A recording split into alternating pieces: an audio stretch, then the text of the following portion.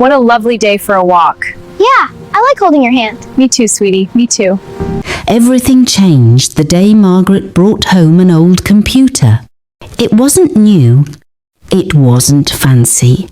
It was a used desktop someone at the hospital had thrown away.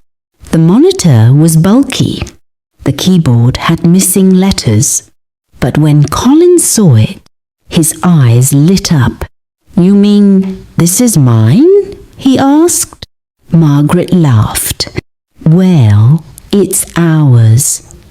But you'll probably understand it better than I do." That night, Colin stayed awake for hours exploring the machine.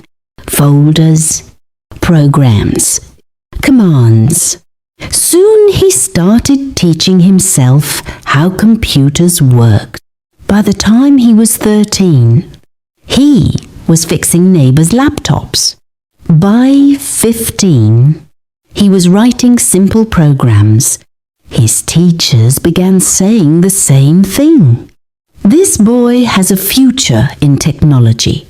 Margaret heard those words and quietly wiped tears from her eyes, because every achievement felt like proof that her sacrifices were worth it. High school became Colin's proving ground. He studied relentlessly. While other teenagers spent weekends partying, Colin spent his nights coding and studying. Awards began to fill his room. Math competitions, science fairs, academic scholarships. Margaret kept every certificate carefully stored. Sometimes she would take them out and look at them after Colin had gone to sleep.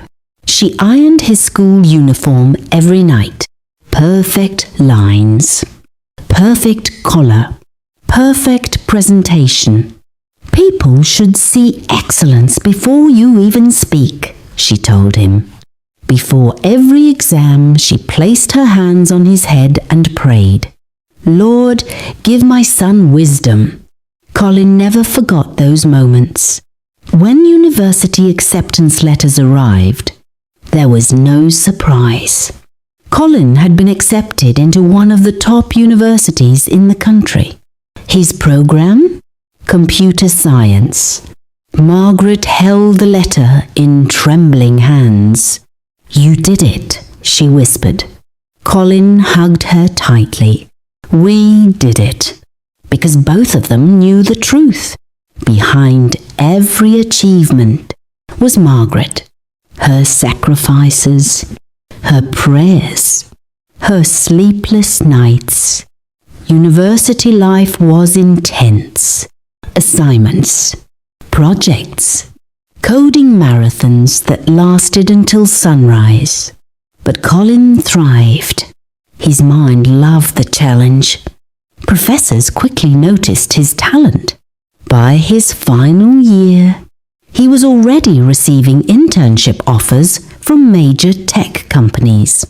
Then finally, after years of sacrifice and sleepless nights, graduation day arrived. The university auditorium was packed. Families filled the seats. Cameras flashed. Excited students laughed and hugged each other. But Colin's eyes searched the crowd for only one person. And there she was, Margaret, sitting proudly in the front row, her hands clasped together as if she were praying again. When Colin's name was called, the announcer said, "Top honours in computer science." The audience applauded. Margaret stood to her feet, her eyes shining with tears. As Colin walked across the stage to receive his degree, he looked directly at his mother. And in that moment, every sacrifice suddenly felt worth it. Every long shift, every quiet prayer, every moment she had believed in him. When the ceremony ended, Margaret ran toward him. She hugged him tightly. "I always knew you would do something great," she said. Colin smiled. Now the real work begins. But neither of them knew something important. Life was about to test that belief, because sometimes the moment when everything finally feels perfect is the exact moment destiny prepares to change everything. And soon, Colin's world would be turned upside down. Not long after graduation, Colin began work as a computer analyst for a growing tech company. It was exactly the kind of job he had dreamed about. Clean office, rows of monitors glowing with data, whiteboards filled with complex diagrams, people speaking the language he understood best: code, logic, systems. At first he was nervous, but it didn't take long before his natural talent began to shine. His managers noticed quickly. Colin solved problems others struggled with for days. He optimized programs. He fixed broken systems. He worked quietly but effectively.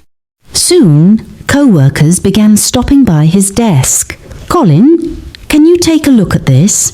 "Colin, I think the system is crashing again." "Colin, how did you solve that bug so fast?" His supervisor laughed one afternoon. "You're going to make the rest of us look bad." Promotions seemed certain. Raises were already being discussed. Stability was ahead. Possibility was ahead. The life Margaret had prayed for was unfolding beautifully. Every evening he came home and told her about his day. And every evening Margaret listened like it was the most important story in the world. She would smile proudly and say, "I told you God had a plan." Colin believed her until one evening changed everything.